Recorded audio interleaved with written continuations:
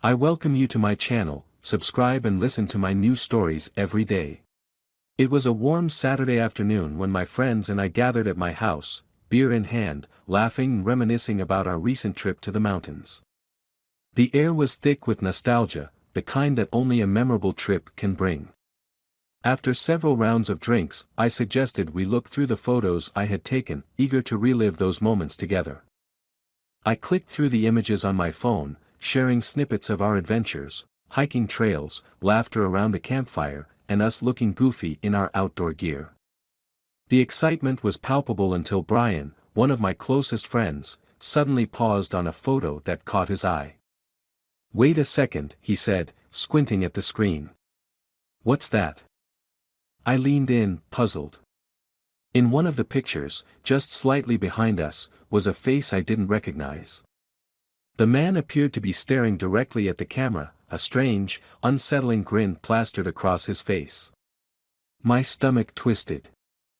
"Who the hell is that?" I asked, my voice tight. My friends exchanged glances, unease spreading through the room like a virus. We flipped through a few more photos from that day, and there he was again, lurking in the background, his presence growing more ominous with each swipe of my thumb. "Maybe he's just some random guy who stumbled into the shot," Jamie suggested, trying to lighten the mood. "Or maybe he's a maniac who's been stalking us." I shot back, unable to shake the tension coiling in my chest. My heart raced as paranoia settled in. What if he's a serial killer or something? "Relax, man. You're being dramatic," Brian laughed, but I could see the flicker of concern in his eyes. As the laughter faded, a heaviness hung in the air. I felt a dark, unsettling instinct bubble up within me. I had to find out who this guy was. I casually excused myself to the kitchen, my mind racing with possibilities. The photos kept replaying in my head, and I couldn't shake the feeling that this wasn't just a coincidence. I glanced around, ensuring no one was watching, and pulled out my laptop. My fingers hesitated over the keyboard as I stared at the screen. My wife, Sarah, was the only one who had missed our trip. I wondered if she knew something I didn't. After a few deep breaths, I started my search there, looking for anything that might connect her to this stranger. "Hey, honey," I called out, feigning a casual tone as I walked back into the living room. "What do you think about this photo?" I held out my phone, revealing the suspicious image. Sarah stepped forward, her eyes narrowing at the screen. "I don't know, just some random guy, I guess. Doesn't it seem strange that he keeps appearing in our photos?" I pressed, watching her carefully. Her reaction was subtle but telling, a flash of something crossed her face, too quick for me to grasp. "Maybe he just likes to photobomb." "People do that all the time," she replied with a forced laugh, but I wasn't convinced. That night, after everyone had left, I sat alone on the couch, staring at the photos again. My mind reeled with the implications. What if this guy had been following us? What if he was dangerous? And the worst thought, what if he was connected to Sarah? The next day, I decided to dig deeper. I started asking questions, tracing my wife's movements and social interactions. I noticed she was more distracted than usual, her phone buzzing incessantly, her conversations shrouded in secrecy. The tension in my gut intensified with each passing day. I confronted her about her late nights, the strange messages I occasionally glimpsed, but she brushed it off. "You're being paranoid," she insisted, her voice flat. "I'm just busy with work." But my instincts screamed that something was off. I needed proof. Late one evening, while she was in the shower, I rummaged through her things and found her phone. My heart hammered as I navigated to her messages. My breath caught when I saw it, a string of flirty texts, each one more revealing than the last. "This guy, he's not just a stranger," I whispered to myself, anger boiling inside me. The last message sent chills down my spine. "I can't wait to see you again. It turns me on when you go out and have fun with other guys." My heart sank as I realized that the man from the photos wasn't a maniac, he was her lover. Betrayal washed over me like a tidal wave, a mix of fury and heartbreak. This wasn't just a simple affair, it was a deeper deception that cut to my core. I had been living a lie, and now I was filled with a desperate need for revenge. I had to ruin her life, to show her the consequences of her betrayal. The plan began to form in my mind, each step carefully calculated. I would make sure she felt the weight of her actions, the heartbreak of losing everything she held dear. But first, I needed to confront her. The truth was about to unravel, and nothing would ever be the same again. I can't describe how I felt as I stared at Sarah's phone, the messages burning into my memory like a brand. The anger bubbled just beneath the surface, a fierce fire igniting inside me. I had always considered myself a reasonable man, but this betrayal was something else entirely. My heart pounded, and I fought the urge to throw the phone against the wall. I heard the water shut off, and a few moments later, Sarah stepped into the living room, wrapped in a towel, her hair damp and tousled. I was acutely aware of her presence, of how normal she looked, unaware of the storm brewing inside me. "Hey," she greeted, trying to smile. But there was a tension in the air, a palpable electricity that made the hairs on my arms stand up. "Hey," I replied, my voice steady but cold. I couldn't let her see how much I was hurting. "We need to talk." Her brow furrowed, and for a moment, confusion crossed her face. "What about?" I stood up, the phone clutched tightly in my hand. "About this." I thrust the device toward her, forcing her to meet my gaze. "Who the hell is Mark?" Her expression shifted from confusion to horror in an instant. "What?" "I don't know what you're talking about," she stammered, but I could see the color drain from her face. "Really?" I leaned in, my voice low and dangerous. "Because I just read a bunch of messages between you two. Care to explain?" She hesitated, her eyes darting around as if searching for an escape route. "It's not what you think." "Not what I think?" I scoffed, the fury in me boiling over. "You're talking about how it turns you on when you go out and have fun with other guys. What else could it possibly mean?" The towel slipped slightly as she moved closer, but I barely noticed. "I swear, it was just a joke. He's just a coworker. Nothing happened, I promise." The more she spoke, the more my blood boiled. I took a step back, feeling betrayed and humiliated. "A joke? You think I'm stupid? How long has this been going on? Please, just listen." "No. You listen to me," I interrupted, raising my voice. "I've been a good husband. I've given you everything, and this is how you repay me." She opened her mouth to respond, but no words came out. Instead, her expression shifted to one of desperation. "I made a mistake, okay? It was just a phase. I love you." The words hit me like a slap, and I felt a mixture of rage and pain. "Love? You have a funny way of showing it, Sarah." I pointed to the phone. "This isn't just a mistake. This is a choice. You chose to betray me." Tears welled in her eyes, and for a moment, I almost felt pity. But the anger consumed me. "You're going to regret this. I promise you that." "Wait, what are you talking about?" she asked, her voice quivering. "I'm going to ruin you, Sarah. You think I'll just sit back and let this go? You've messed with the wrong person," I spat, my words sharp as daggers. Her eyes widened in shock, but I didn't give her a chance to respond. I grabbed my keys and headed for the door. "Where are you going?" she called after me, panic rising in her tone. "Out." "I need some time to think," I said coldly.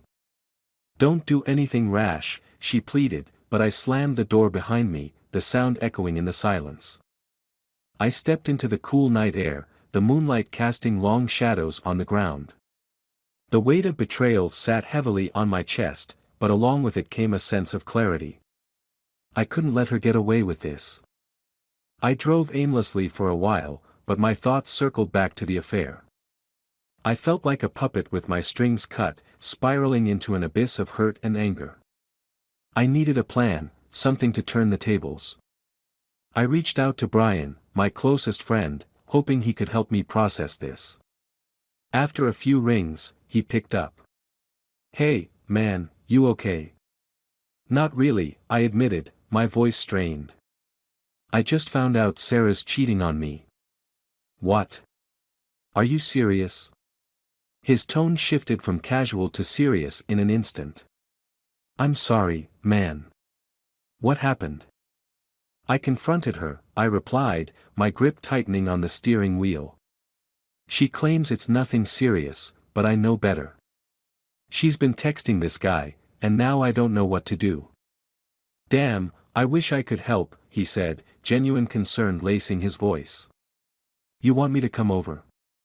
"No, I need to be alone for a bit," I replied. "But I'm not done with this yet. I want to make her feel what she did to me. Just be careful, alright? It's a dangerous game you're playing," he warned. "I know," I said, already plotting my next move. The rest of the night was a blur. I found myself driving to places I used to frequent, lost in thoughts of vengeance and heartache.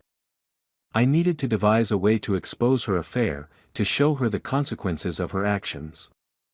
By the time I got home, my mind was made up. I would not just sit back and let her ruin my life.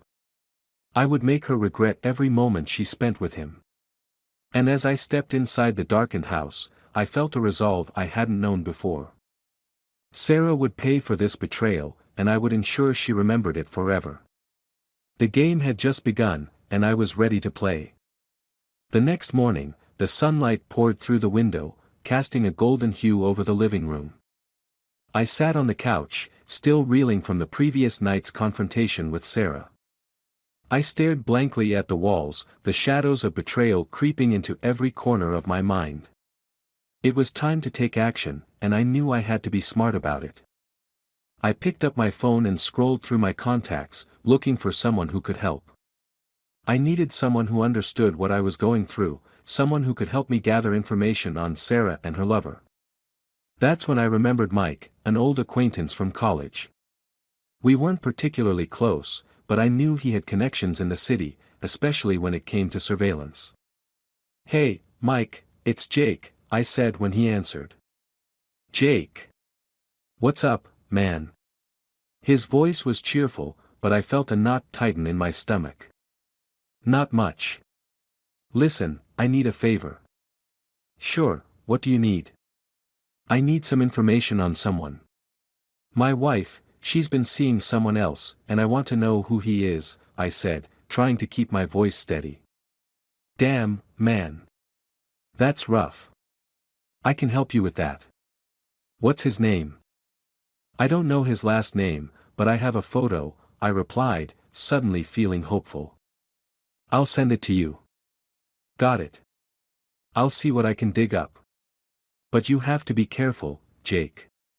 This could get messy," Mike cautioned. "I'm already in too deep," I replied, my voice colder than I intended. "I'll do whatever it takes." After hanging up, I took a moment to gather my thoughts. I knew I had to confront Sarah again, but this time, I wouldn't go in empty-handed. I needed to catch her in the act, to confront her with undeniable proof of her betrayal. Later that day, I received a text from Mike. I found him. His name is Mark Simmons. Works with Sarah at her company. My heart raced as I read the message. I couldn't believe how quickly Mike had come through for me. I needed to know more about this Mark. Who the hell does this guy think he is? I muttered to myself. I knew I had to find out where he lived, what he did in his free time, everything. The following week, I kept a close watch on Sarah, trying to gather evidence of her affair without her catching on. I noticed her leaving the house more often, her excuses growing more elaborate. She claimed to be working late or meeting friends, but I knew better. I began to take notes, jotting down the times she left, where she said she was going, and what she told me about her day. One evening, while Sarah was out, I decided to do a little digging. I grabbed her laptop and opened it up, hoping to find some incriminating evidence. I didn't know what I was looking for, but I felt compelled to find anything that could reveal her secrets. After a few moments of searching, I stumbled upon her email account. I hesitated, my heart racing. This felt like crossing a line, but I needed the truth. I clicked through the messages, feeling a mix of dread and excitement. Then, I found it. An email thread between Sarah and Mark, filled with flirtatious banter and suggestive language. My hands shook as I read their exchanges, a pit of anger forming in my stomach. It confirmed everything I had feared. They were more than just colleagues, they were involved in a full-blown affair. Unbelievable, I whispered, feeling the weight of the evidence heavy in my chest. I quickly closed the laptop, my mind racing with ideas. I knew I had to act fast. This couldn't go on any longer. I needed to confront her with everything I had, without any room for denial. When Sarah walked in that evening, she seemed oblivious to my anger. She greeted me with a smile, but it felt hollow. I could feel the tension in the air, a silent acknowledgement that things were about to change. "Hey, honey, how was your day?" she asked, her voice chipper. "Fine," I replied curtly. "We need to talk." Her smile faded, and she took a step back, sensing the shift in my tone. "About what?" I took a deep breath, summoning the strength to confront her. "About your affair with Mark Simmons." The color drained from her face, and for a moment, she looked genuinely stunned. "What? That's ridiculous. I told you, it's nothing." "Nothing?" I scoffed, taking a step closer. "I have emails, messages." "You're lying to my face, Sarah." Her composure cracked as panic set in. "You've been snooping through my things. How dare you? Don't change the subject." I shouted, the anger boiling over. "You think you can betray me and just brush it off? I deserve better than this." "I wasn't going to tell you because I didn't want to hurt you," she shot back, her voice rising. "You're being so dramatic." "Dramatic?" I laughed, a bitter edge in my voice. "You've destroyed our marriage. How do you expect me to react? With a smile?" The tension in the room escalated as we stared at each other, the silence filled with unspoken words. I could see the realization dawn on her face, the gravity of what she had done was finally sinking in. "Jake, please." "I'm sorry," she pleaded, her voice softening. "It was a mistake. I was confused." "Confused?" I repeated, incredulous. "You were having fun with him while I was here, thinking everything was fine." "I didn't mean for it to go this far," she cried, her voice trembling. "It just happened. I still love you." The words hit me like a slap, but they felt empty. "Love? You call this love? You've shattered my trust. I can't just forget this, Sarah." "I'll do anything to make it right," she begged, tears streaming down her cheeks. The sight of her vulnerability struck a chord deep within me, but the betrayal ran too deep. I had to stay strong, I couldn't let my heart rule my head. "Anything?" I echoed, contemplating my next move. "Then how about we have a little chat with Mark? I think it's time he knows what you've been up to." Her eyes widened, panic flooding her expression. "No, please don't. I'll lose my job. I can't." "But you've already lost me, Sarah," I said coldly, feeling a sense of resolve wash over me. "This ends now." As I turned to leave, I could hear her sobbing behind me. I felt a pang of regret but brushed it aside. This was about taking back control, about ensuring she felt the consequences of her actions. I knew what I had to do, and I wouldn't stop until I had my revenge. Tomorrow, I would confront Mark. I would make sure he understood the pain he had caused, not just to me, but to the life Sarah and I had built together. The stakes were high, but I was ready. The game was far from over. The morning of my confrontation with Mark arrived, and the tension in my chest felt almost unbearable. I had spent a sleepless night plotting my next move, rehearsing the words I would say, the way I would expose Sarah's betrayal. The truth had to come out, and it was time to hold both Sarah and Mark accountable for their actions. I set out to Mark's office, a knot of rage coiling tighter with every passing moment. I could hardly believe that this man had the audacity to invade my life, to steal my wife while I was left in the dark. As I drove, I thought about all the times I had been there for Sarah, the support I had given her, only for her to betray me with a man who didn't even deserve to be in the same room as me. Arriving at Mark's office building, I took a deep breath, steadied my resolve, and walked inside. The sleek, modern lobby contrasted sharply with the storm raging inside me. I asked the receptionist for Mark, and she directed me to the elevator, her smile oblivious to the tempest about to unfold. The elevator doors opened to the third floor, and I stepped out, scanning the hallway for Mark's office.